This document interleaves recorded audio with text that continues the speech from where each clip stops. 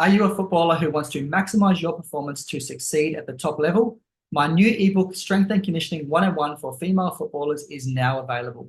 For free and instant access, simply head on over to jacobandre.com. Link is in the show notes. G'day and welcome to this week's episode of the Women's Footy Podcast. I'm your host, Jacob Andre, and today I'm talking about hydration for game day. Now, the first thing that I want to say about hydration is that I am not a qualified dietitian or nutritionist. So if you want expert and personalized advice, please go and seek out a qualified dietitian or nutritionist. Okay, where I want to start with this is to make a point that 1 liter of water is approximately equivalent to 1 kilogram, and that we can only absorb approximately 1 liter of water per hour.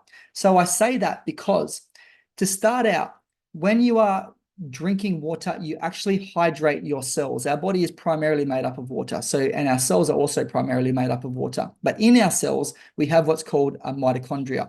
And this mitochondria, which is a component of the cell, is where ATP is produced. And ATP stands for adenosine triphosphate. Now, that is a short burst chemical for energy. So if we're sprinting 100 meters or we're doing a set of bench press, that's primarily the energy system that we're using, and we're using up ATP.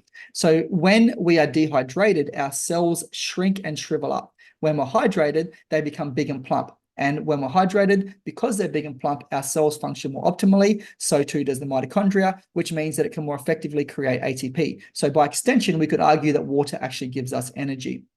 Now, where I want to go to next with this, having stated that, is that when I have worked with footballers, typically in the NTFL, where the conditions are hot and humid, what I noticed was that a lot of footballers were actually dehydrated after games and not sufficiently hydrating themselves post-game. So with the fact that I've already pointed out that water is approximately equivalent, 1 liter of water is approximately equivalent to 1 kilogram, what I started to do was that we were weighing players in and out. So they would come in and it was part of their routine. They would take their shoes off. They could leave socks on if they were dry, and they'll just have shirt and shorts, or just shorts if they wanted it, if they're males, and which is primarily males.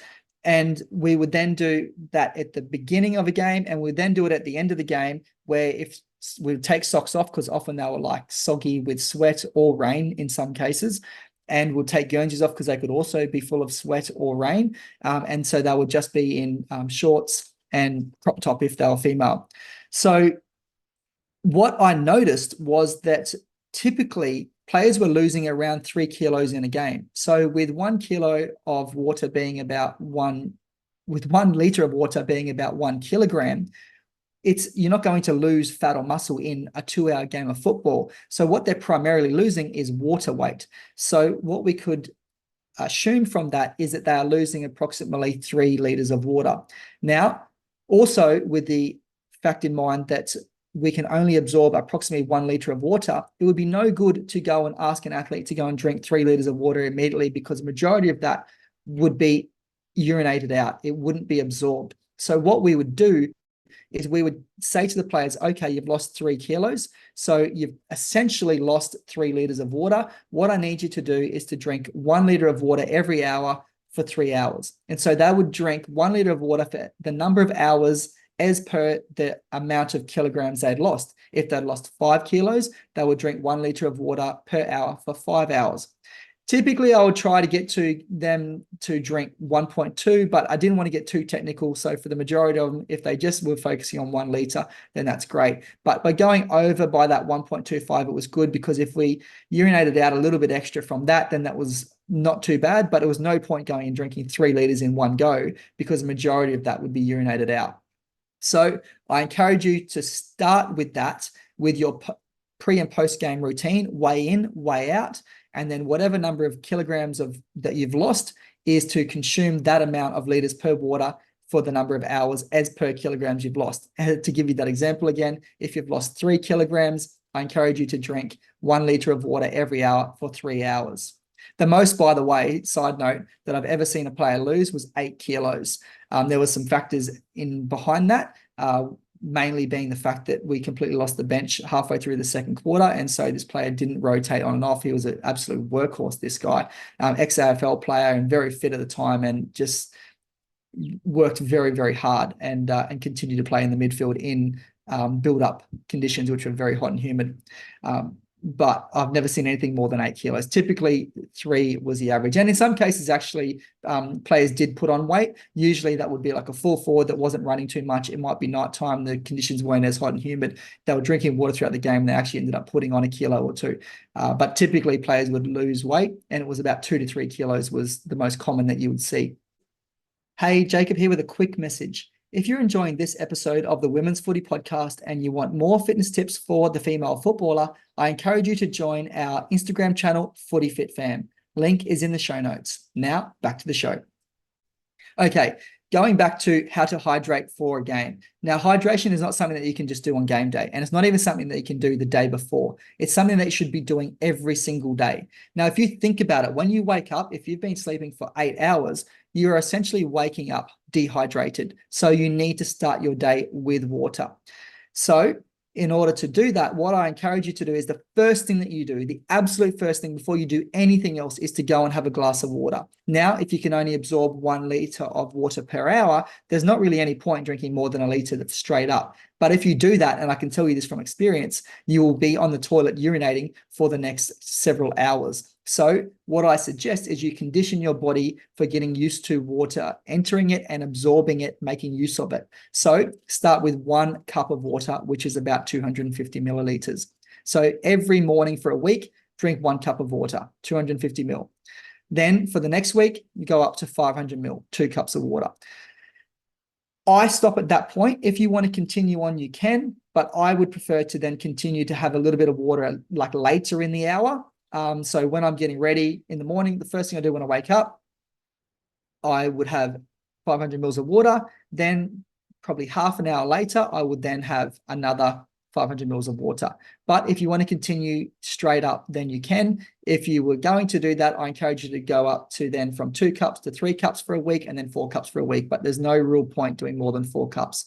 So starting your day with water, then continuing to drink throughout the day using the color of your urine as a guide. So pay attention to your urine. If it's clear, use that as a guide that you are hydrated, and then that's great. And this is how you need to be every single day before game day, not just on game day. So continuing to make sure that you are starting every day with water, continuing to drink so your urine is hydrated all day long. There are times when it's not going to be, but for the most part, that your urine is clear and that you're able to stay, which means that you're going to be hydrated day in, day out. Going across to some of the different drinks that you can consume. So I'm going to talk about electrolyte drinks, I'm going to talk about sports drinks, and I'm going to talk about energy drinks. Now, the first thing I'm going to say is the electrolyte drinks, because often, particularly when conditions are hot and humid, you are not just sweating out water, you're also sweating out electrolytes. So electrolytes are minerals. You've got vitamins and minerals in your body which are nutrients, and your body uses these to function. So when you are sweating out electrolytes, your body is not going to function optimally. Electrolytes are and minerals that you're going to be sweating out could be magnesium, sodium, potassium, things like this. I don't want to go into too much detail because I'll trip myself up because I'm not fully qualified in this area to talk about it. But what is important is that when it is hot and humid and you are sweating a lot, it's important to have electrolyte drinks. And my favorite is coconut water. It is full of electrolytes and it's really, really healthy. Now, if you don't like coconut water because of the taste, or you've been having coconut water and you want something different, what my recommendation is Hydrolyte. I think Hydrolyte is great.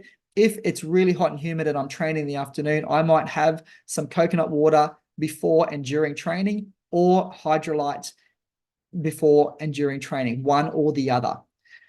I really like the Hydrolyte, but coconut water is my preference because I just think it's more natural. It's obviously not going to be completely natural because you're not getting it straight out of the coconut. You're probably drinking it out of a carton, but it's better than nothing. Sports drinks are okay. If you want to drink sports drinks, that is fine. That's going to put in electrolytes into your body. But the thing with sports drinks is they are often quite acidic. And as my dentist told me, it is going to burn away on the enamel on the front of your teeth. Now, I had a lot of sports drinks as a teenager, and I have worn away a lot of the enamel on the front of my teeth, and my dentist said to me, stop drinking those sports drinks. And if you absolutely can't stop drinking the sports drinks, at least drink it through a straw. So I'm going to say the same thing to you. If you can't stop drinking sports drinks because you absolutely love them and you want them, then that is fine. But try to drink them through a straw so that the liquid's going more towards the back of your mouth and not hitting the teeth. But I honestly don't think, in my opinion, that you need sports drinks. I think coconut water is sufficient. I do think in many cases you do need more than just water. And in that case, that's when I would suggest having coconut water, or if you want something different than coconut water, Hydrolyte. But sports drinks, I don't think that you really need it. The last one I'm going to touch on is energy drinks. And that is just a complete no. I don't think that you really need energy drinks. If you absolutely want to drink them and you think that it works for you, it gives you that boost of energy, then go for it. But what I would argue is to try working on your diet first. So get your nutrition in through lots of healthy fats, lots of real good quality protein, and then your vegetables for your carbohydrate and all of your vitamins and minerals. So if you are consuming a diet full of healthy fats like avocado, coconut oil, coconut cream, coconut milk, olive oil, avocado oil, you've got your high quality protein, ideally grass-fed beef, but if you can't, then beef is fine if it's not organic and grass-fed and growing in some mountain on some exotic landscape. High quality protein as much as possible, or where possible, but consuming protein and then getting your vegetables for your carbohydrate. And yes, they do have carbohydrate in them, and your vitamins and minerals. Then if you still feel like you need something, then I would definitely be speaking to an expert, being a qualified dietitian or nutritionist, about why you need that. I don't think that you need or should be consuming energy drinks before a game, or at any time for that matter, but particularly in order to get yourself up for a game and maximize your performance. You can do that by maximizing your nutrition and maximizing your hydration, as well as maximizing your training to be able to get the most out of your body. So to summarize, water, 1 liter is equivalent to about 1 kilo. You can absorb approximately 1 liter of water per hour. So on game day, weigh in, weigh out, and drink as many liters of water per hour as the number of kilos you've lost. For example, if you've lost 3 kilos, consume 1 liter of water every hour for 3 hours. You can drink coconut water as an electrolyte drink to put the electrolytes back in. And if you want something different, then Hydrolyte can be effective. I personally would steer away from sports and energy drinks, but that is up to you, and make sure that you are maximizing your diet through the nutrition that you're eating. Start your day with water and continue to drink throughout the day, because being hydrated for game day is all about what you do day in, day out, not just on game day. I hope you've enjoyed this topic. If you've got a question for me or a topic you'd like me to cover, please head on over to my Instagram channel, Jacob_Andre, and send me a DM with your questions or topics that you would like me to talk about. Thank you so much for joining me on this episode, and I'll see you soon. Are you a footballer who wants to maximize your performance to succeed at the top level? My new ebook, Strength and Conditioning 101 for Female Footballers, is now available. For free and instant access, simply head on over to jacobandre.com. Link is in the show notes.